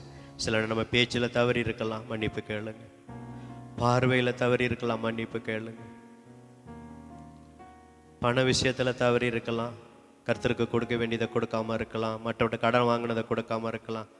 இப்படி ஏதோ என்ன மனசில் உங்களுக்கு ஆண்டவர் உணர்த்துறாரோ, ஜெபம் பண்ணாமல் இருந்திருக்கலாம், வேதம் வாசிக்காமல் இருந்திருக்கலாம், ஒருத்தருக்கு சுவிசேஷம் சொல்லி ஏவியும் ஏவாமல் சொல்லாமல் இருந்திருக்கலாம். இதெல்லாம் பாவம்னு பைபிளில் ஒரு பட்டியல் போட்டு சொல்லப்பட்டு இருக்கிறது. சில நேரம் எப்போ அடிக்கடி வராது, எப்போ பெருமை வந்திருக்கலாம். பொறாமை அடிக்கடி வராது, எப்போவோ பொறாமை வந்திருக்கலாம். அதை நீங்களே உங்களே சோதிச்சு பாருங்க. ஞாயிற்றுக்கிழமை சர்ச்சுக்கு வராமல் நியாயமான காரணத்தை தவிர நியாயமில்லாத காரணத்துக்காக கூட வராமல் இருந்ததெல்லாம் ஆண்டவரே மன்னிச்சிருங்க. இனி எல்லா ஞாயிறும் வருவேன். கர்த்தர் சித்தமா நான் உயிரோடு இருந்தா சபையினுடைய சட்டத்திட்டங்களுக்கு இடைப்பட்ட கூட்டங்களிலும் நான் கலந்து கொள்வேன். சற்று ஆரம்பத்தில் உபாசத்தெல்லாம் வந்தீங்களே, அந்த வாஞ்சை இப்போ எங்கே போயிடுச்சு? ஒரு தீர்மானம் எடுப்போம். இதான் உணர்றது. யோபு மனஸ்தாபப்பட்டா. அதிகாலை ஜெபத்துக்கு வருவீங்களே, வீட்டு கூட்டத்துக்கு வருவீங்களே, அந்த ஆதி அன்பு என்ன ஆயிடுச்சு? ஞாயிற்றுக்கிழமை வர்றது நல்லது தான், சந்தோஷம்தான், மஸ்ட், அவசியம். இதிலே திருப்தி ஆயிடுறோமே. ஒரு தீர்மானம் எடுப்போம். இப்படி நிறையா சொல்லிக்கிட்டே போகலாம். ஆண்டவரே இரத்தத்தால் கழுவுங்க, என்னை பரிசுத்தப்படுத்திடுங்க அப்பா, தகுதிப்படுத்திடுங்க, எல்லாரையும் தகுதிப்படுத்துங்க ஆண்டவரே. அடியனை தகுதிப்படுத்துங்க. எங்களை எல்லாரும் சிறு சிறு காரியங்களில் தவறி இருக்கிறோம். தவறுன காரியத்தை தயவாக மன்னிங்க அப்பா. இதை ஆண்டவரே சரீரன்னு சொன்னீங்களே, அதை உண்டு, என் ரத்தன்னு சொன்னீங்க, அதை பானம் பண்ணி அந்த நித்திய ஜீவனுக்கு எங்களை எல்லாரையும் ஆயத்தப்படுத்துங்க. இயேசுவின் நாமத்தில் பிதாவே, ஆமென். அதே பாடலை பாடலாமா? அப்போ பாடும்போது பாஸ்டர் திராட்சரசத்தை வச்சுருப்பாங்க, நான் அப்பத்தை வச்சுருப்பேன். நீங்கள் வந்து பாஸ்டர் இன்பராஜா இருக்கும்போது அப்படி வரிசையாக வந்து வாங்கி சென்றது போல் நீங்கள் செல்லும்படி அன்போடு கேட்டுக்கொள். அதே பாடலை நான் பாடலாம்.